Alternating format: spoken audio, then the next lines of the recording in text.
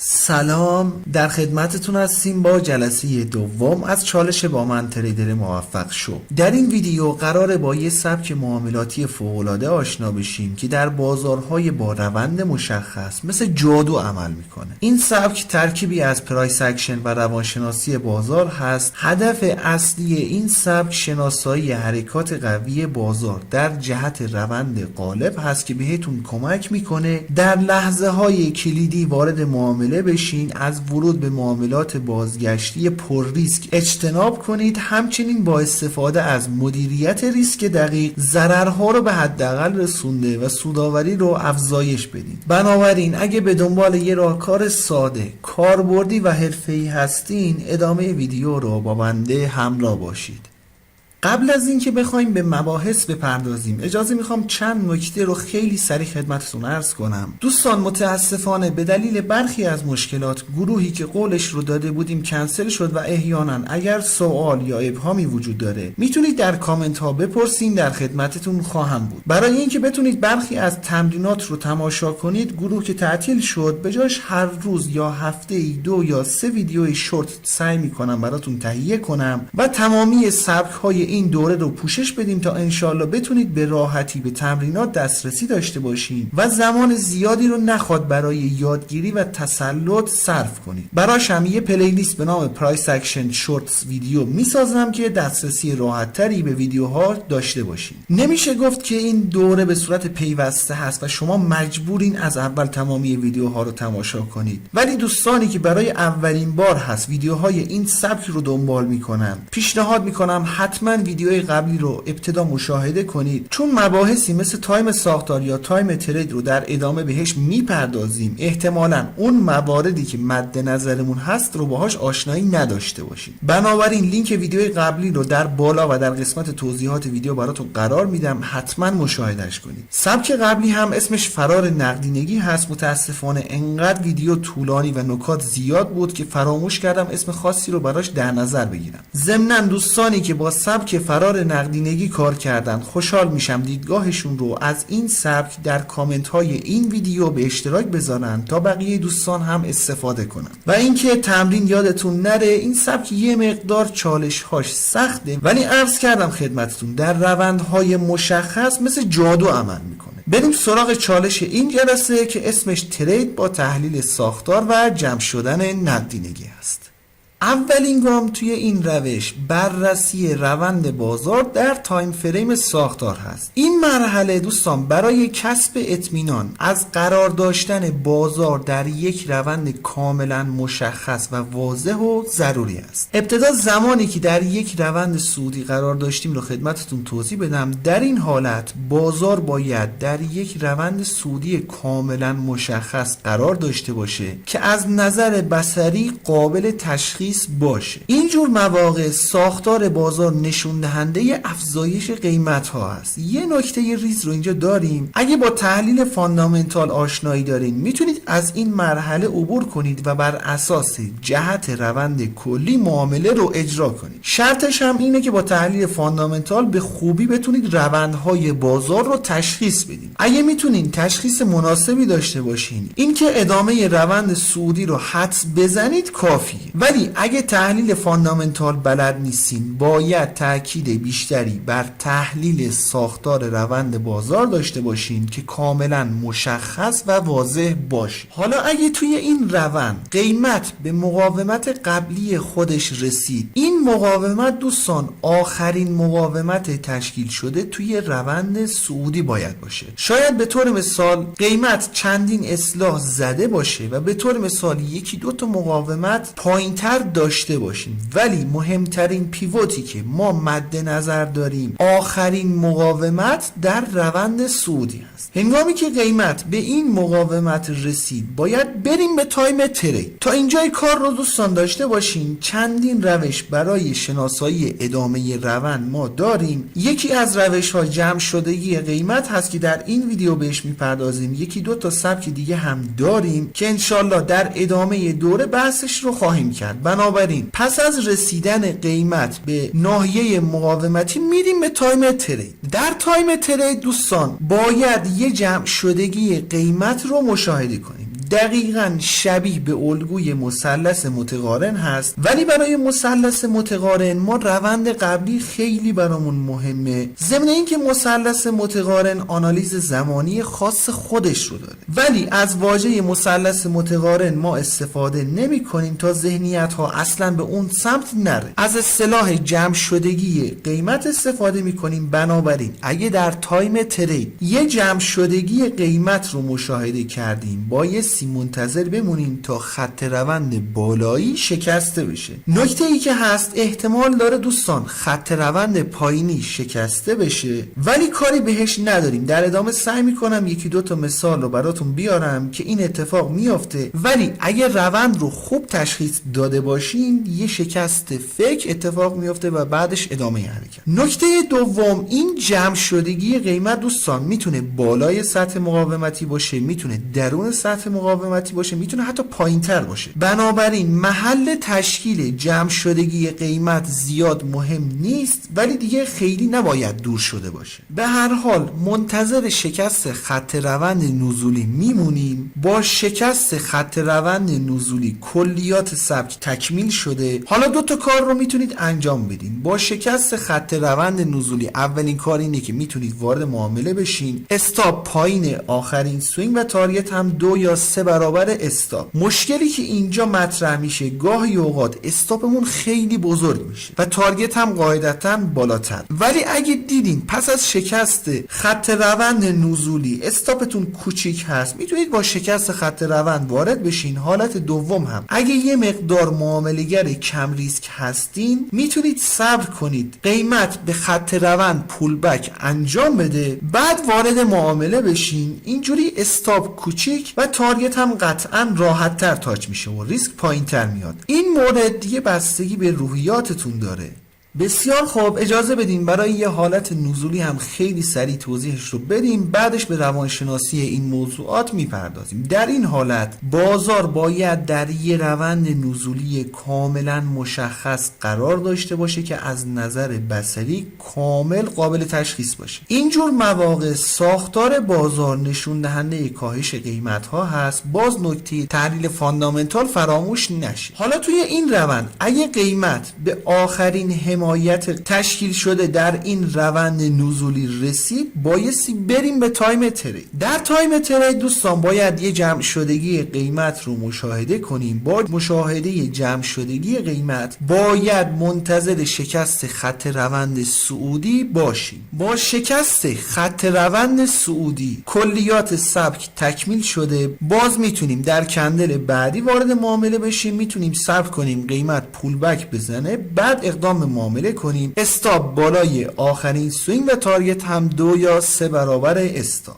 و اما عرض شد خدمتتون این سبک در بازارهایی که روندهای واضح و مشخصی دارن بسیار مناسب است. دلیلش چی میتونه باشه به نظرتون؟ زمانی که قیمت در یه ناحیه حمایتی یا مقاومتی متوقف میشه، بسیاری از معامله‌گران تصور میکنن که رفتار قیمت تغییر کرده یا معاملات قبلی به پایان رسیده و روند در حال برگشت است. حالا هنگامی که قیمت به تدریج در یک محدوده باریکتر نوسان میکنه، اون دسته از دوستانی که با الگوی مثلث متقارن آشنایی دارن، البته به صورت اصولی، میدونن که به علت کاهش مومنتوم این اتفاق میفته. این حالت نشون میده که بازار در حال جمع کردن نقدینگی هست و آماده سازی برای یه حرکت بزرگتر. حتی گاهی اوقات قیمت میاد و در جهت مخالف روند این جمع شدگی رو میشکنه و دوباره وارد این محل میشه. اینجا معامله‌گران خرد میگن بله قیمت به یک سطح کلیدی رسیده. یه الگوی مثلث متقارن هم داریم میبینیم. شکست خط روند الگوی مثلث متقارن میتونه نشونه ای از بازگشت قیمت باشه، ولی قیمت خط روند رو میشکنه و دوباره برمیگرده. به نظرتون دوستان این اتفاق چرا میافته؟ اینجا 2 تا دلیل داره. اولی جمع کردن نقدینگی های پایین تر. دلیل دوم هم که تریدرهای خرد اینجا ضررده میشن، عدم توجهشون به روند کلی بازار هست. میخوان در خلاف جهت روند که ریسک بالایی داره وارد معامله بشن، نتیجهش هم میشه استاپی که در این نواحی میخورن. در نهایت زمانی که خط روند شکسته میشه، این شکست هم در جهت روند اصلی بازار رخ میده، نشونه ای از افزایش مومنتوم بازار و ادامه حرکت در جهت روند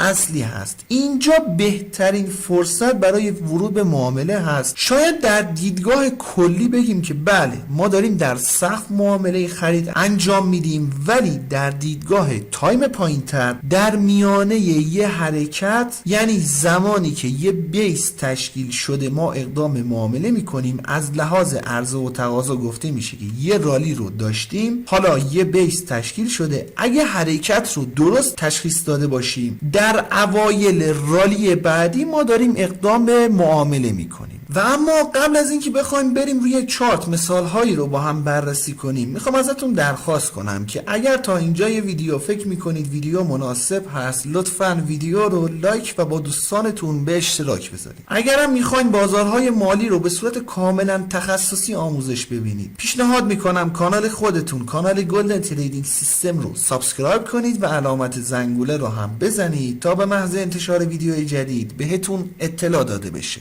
خیلی خوب، مثال اولی مثال سخت انتخاب کردم که یه مقدار ذهنتون رو از حالت شماتیک خارج کنید. به هر حال جفت ارز دلار آمریکا به ین ژاپن هست، تایم 30 دقیقه. این مثالی که دوستان داریم خدمتتون توضیح میدیم رو ترید شما خودم زدم، تاریخش رو هم بخواین چک کنید 13 دسامبر هست. بگذاریم. حالا اگه دقت کنید در یه روند صعودی کاملا مشخص قرار داشتیم که قیمت دائما داره سقف‌ها و کف‌های بالاتری رو میسازه. دوستان وقتی که از تحلیل تایم ساختار داریم صحبت میکنیم مربوط به همین تایم فریم هست، یعنی توی تایم 30 دقیقه روند صعودیه. شاید به طور مثال توی تایم روزانه روند نزولی باشه یا در تایم هفتگی مثلا روند خنثی داشته باشیم، ما به اونا کاری نداریم. تایم ساختاری که مد نظر داریم روندش صعودی هست و در وهله اول باید منتظر بمونیم تا قیمت به آخرین قله مقاومتی خودش برسه. هنگامی که قیمت به آخرین قله مقاومتی میرسه، حالا باید بریم و به تایم ترید مراجعه کنیم. قبلش اگه دقت کنید قبل از این قله مقاومتی یه قله پایینتر هم ما داشتیم. اگه یادتون باشه عرض کردم خدمتتون که آخرین مقاومت برای ما ملاک هست و اگه قیمت بهش رسید باید به تایم پایینتر مراجعه کنیم. خیلی خوب، بر اساس توضیحات تایم تریدمون 1 دقیقه هست. عرض شد خدمتتون که قیمت به این نواحی رسید، بعد باید یه جمع شدگی قیمت رو مشاهده کنیم. ببینید دوستان همیشه از این اتفاقات شماتیک نمیفته که قیمت به این سطوح برسه همونجا بیاد و الگو رو تشکیل بده و ادامه حرکت. اگه اینجور بود که خب خیلی از مشاغل تعطیل میشد و ملت به دنبال این پترن میگشتن و کسب سود با تریدری دیگه، ولی همیشه از این اتفاقات شماتیک نمیافته. دقیقاً مثل این مثال کلیات سبک رو اگه اصولی یاد گرفته باشین خیلی منطقی تر میتونید تصمیم بگیرید. حالا از زمانی که قیمت به این ناحیه رسیده میخوایم بررسی کنیم که کلیات قشنگ دستتون میاد. زمانی که قیمت به این ناحیه رسیده اول یه سقف دوقلو رو تشکیل داده و اصلاح تا این منطقه که تا اینجا اصلا ما جمع شدگی قیمت رو مشاهده نمی‌کنیم. بعدش قیمت به سمت بالا حرکت کرده تا این سقف یه پترن 1 2 3 رو داشته. این مورد هم اصلا نمیتونسته یه جمع شدگی باشه، دوباره یه سقف جدید ساخته تا اینجا که ما چیزی نداشتیم. قیمت میاد پایین، یه مقدار اصلاح رو تجربه میکنه، حرکت به سمت بالا. اینجا یه کمی داستان متفاوت میشه. تو این قسمت دوستان دقیقاً همون پترن جمع شدگی قیمت رو میبینین. خط روندها رو باید ترسیم کنیم. یک بار ابتدا شکست خط روند پایینی انجام میشه. میتونست این شکست فیک باشه. چه زمانی این شکست فیک هست؟ زمانی که سریع دوباره برگرده. ولی اگه مثل این مثال بیاد و محل ترسیم خط روند صعودی رو بخواد بزنه، دیگه این شکست یه شکست فیک نیست. الگویی که خواستیم تا تا الان تشکیل نشده. حتی در ادامه هم قیمت اومده و این خط روند نزولی رو رد کرده، ولی این دلیل محکمی اصلا نمیتونه باشه. یه مقدار قیمت جلوتر میره و ریزش رو داشتیم. من حدوداً در این ناحیه پای سیستم بودم و تحرکات بازار رو زیر نظر داشتم تا اینکه اینجا یه موضوع جالبی نظرم رو جلب کرد. یه لگ نزولی، اصلاح به سمت بالا، شروع یه حرکت نزولی دیگه، ولی نتونست دره پایینتری رو بزنه و به سمت بالا حرکت کرد. در واقع میشه همون پترن جمع شدگی نقدینگی. خیلی سریع تو این حالت اومدم و خط روندها رو ترسیم کردم و باید اینجا منتظر شکست خط روند نزولی باشیم که در نهایت اینجا اتفاق افتاده. دوستان یه نکته رو بهتون بگم، گفتیم که جمع شدگی قیمت دقیقاً مثل الگوی مثلث متقارن هست. اگه نظرتون اینه که در این قسمت ما یه الگوی مثلث متقارن داشتیم، این نظریه کاملا اشتباه است. این الگو تقریباً چیزی مثل مثلث افزایشی هست که با شکست خط روند پایینی اصلا تغییر جهت رو داشتیم. به این نکات دوستان توجه ویژه داشته باشین. به هر حال شکست خط روند بالایی انجام شده. این جمع شدگی هم اگه دقت کنید در ناحیه مقاومتی انجام شده. میتونید با این کندل که شکست خط روند بالایی انجام شد وارد معامله بشین. میتونید صبر کنید که قیمت به خط روند پول بک بزنه، بعدش وارد معامله بشین. یه نکته رو در باب این که راحت تر بتونید جمع شدگی ها رو تشخیص بدین خدمتتون عرض کنم. ببینید دوستان، عرض شد خدمتتون روند قبل از جمع شدگی قیمت مهم نیست، ولی باید یه فاکتور رو داشته باشین. باید به صورت یه حرکت کاملا مشخص و با مومنتوم به سمت بالا یا پایین حرکت کنه، بعدش قیمت شروع کنه به جمع شدن. این مثال نزولیش بود. مثال صعودیش رو هم اینجا داشتیم. یه حرکت با مومنتوم بالا انجام شده به سمت بالا، حرکت اصلاحی و جمع شدگی. این نکته رو دوستان یادداشت کنید. یکی دو تا الگو رو در لایو بازار شناسایی کنید، قشنگ این موارد دستتون میاد، اصلا نگرانش نباشید. بگذاریم. به هر حال ورود به ترید با کندلی که شکست خط روند انجام شده شروع می شد. استاپ پایین آخرین سوینگ، تارگت هم 2 یا 3 برابر استاپ. این مثال دوستان همونطور که خدمتتون عرض شد چالش هاش زیاده. حداقل 2-3 ماه باید به صورت مداوم این سبک رو تمرین کنید تا در لایو بازار بتونید اینقدر مناسب تصمیم بگیرید. مثال بعدی رو ساده تر براتون آماده کردم، ولی اگه میخواین مثل حرفه‌ای ها اینجور ترید ها رو شکار کنید باید تمرین کنید. ضمن دوستان استاپ یادتون نره. شاید الگو رو درست مشخص نکرده باشین، شاید قیمت اصلا بخواد برگرده، بنابراین استاپ گذاشتن اصلا یادتون نره. برای اینکه بتونید ریسک بریوارتون رو اصولی تنظیم کنید حتما از اکسپرت مدیریت سرمایه استفاده کنید که سود یا ضررتون منطقی و مساوی باشه. اگه این صحبت ها براتون گنگ هست پیشنهاد میکنم ویدیو آموزش اکسپرت مدیریت سرمایه که لینکش رو در بالا و در قسمت توضیحات ویدیو قرار میدم رو حتما تماشا کنید. حالا بخوایم در بعد بزرگتری بررسیش کنیم. قیمت به سطح مقاومتی برخورد کرده، تشکیل یه سقف 2 قلو داره مژده برگشت قیمت رو میده، ولی ما ایده رو از تایم بالاتر گرفتیم، میدونیم چه خبره. استاپ اونایی که با شکست خط گردن وارد ترید شدن زده میشه، حرکت به سمت بالا، 2 تا لگ صعودی رو داشتیم. بعد با زده شدن این دره قیمتی خیلی‌ها میگن که آقا روند عوض شده. این حرکت شارپ نزولی هم تاییدش میکنه، ولی اگه از من بپرسین میگم زمانی روند رو میتونستیم بگیم تغییر کرده که این دره قیمتی زده میشد. به هر حال تشکیل یه الگوی جمع شدگی و حرکت به سمت لگ بعد. از دیدگاه عرضه و تقاضا در تایم بالاتر بخوایم بررسیش کنیم، یه رالی تا سقف مقاومتی، یه بیس و در ادامه رالی دوم. یه نکته دیگه هم بهتون بگم دوستان، طبق تعاریف باید شکست با مومنتوم بالا همراه باشه. اگر احیانا وارد معامله شدین ولی مومنتوم و حرکت مناسبی از قیمت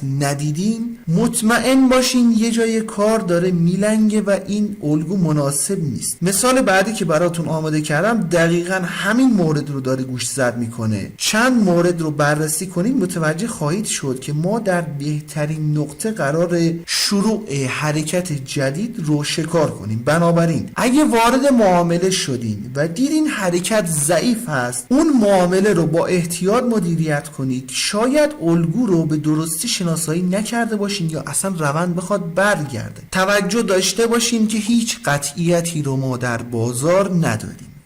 بسیار خوب، یه مثال نزولی رو هم خیلی سریع با هم بررسیش کنیم. این سری دیگه فقط نکات مهم رو سعی میکنم روش تمرکز کنم. جفت ارز یورو به دلار، تایم ساختار 2 ساعته هست. اگه دقت کنید در یه روند کاملا مشخص نزولی قرار داشتیم که قیمت داره صفها و کفهای پایینتری رو میسازه. قدم اول اینه که در این حالت باید منتظر بمونیم تا قیمت به آخرین دره حمایتی برسه. اگه دقت کنید 1-2 تا دره حمایتی هم بالاتر از این دره وجود داره، ولی آخرین دره حمایتی برای ما ملاک هست. قدم دوم، با رسیدن قیمت به ناحیه حمایتی باید بریم و به تایم ترید مراجعه کنیم. تایم تریدمون بر اساس توضیحات میشه 5 دقیقه. در تایم ترید بایستی بازار رو بررسی کنیم و منتظر بمونیم یه الگوی جمع شدگی تشکیل بشه. خب اگه دقت کنید یه لگ نزولی قوی داشتیم، بعدش جمع شدگی قیمت. با این اوصاف میان و خط روندها رو ترسیم میکنیم و منتظر شکست خط روند نزولی میمونیم. شکست خط روند نزولی انجام شده، میتونستیم منتظر پول بک بمونیم یا اینکه حالا در کندل بعدی وارد معامله بشیم. در این حالت استاپمون میشه آخرین سوینگ تارگت هم 2 یا 3 برابر استاپ. اگه دقت کنید تارگت دوم در این محدوده زده شده، ولی 2 تا نکته اساسی رو خدمتتون توضیح دادم توی این چارت، خیلی واضحه. نکته اول، اگه یادتون باشه عرض کردم خدمتتون این الگوی جمع شدگی دوستان میتونه بالای سطح رخ بده، میتونه مثل مثال قبلی درون سطح رخ بده، میتونه مثل این مثال پایین سطح رخ بده. محل تشکیل الگو اصلا مهم نیست. نکته دوم عرض شد خدمتتون، پس از شکست باید یه حرکت با مومنتوم بالا رو مشاهده کنیم، وگرنه اگه مثل این مثال مومنتوم ضعیف بود، اینجا دیگه منتظر تارگت سوم موندن اصلا کار اصولی نیست. تارگت دوم هم تاچ شده. حتی من میگم اینجور مواقع به تارگت اول هم قانع باشین تا ریسکتون پایین بیاد. البته تایم چارتمون پایین هست. اینجایی هم که دارین مشاهده میکنید حدوداً اتمام بازار نیویورک این اتفاق افتاده و بعدش هم قاعدتاً در این جفت ارز باید کاهش مومنتوم رو ببینیم، چون بازارهای مرتبط با این جفت ارزها بسته هست و ترید زدن در این تایم اصلا اصولی نیست. ولی اگه خیلی بخواین روش زوم کنید که بله ما حرکت رو درست تشخیص دادیم و بخواین با قاطعیت صحبت کنید و منتظر تارگت سوم بمونید، اینجا استاپتون تاچ میشده. به خاطر همین مسائل هست که در جلسه قبلی خدمتتون عرض شد از تایم های بالاتر شروع به تمرین و تست در لایو بازار کنید. اگه بهش کاملا مسلط شدین اون موقع بیاین و در تایم های پایین تر اقدام معامله کنید.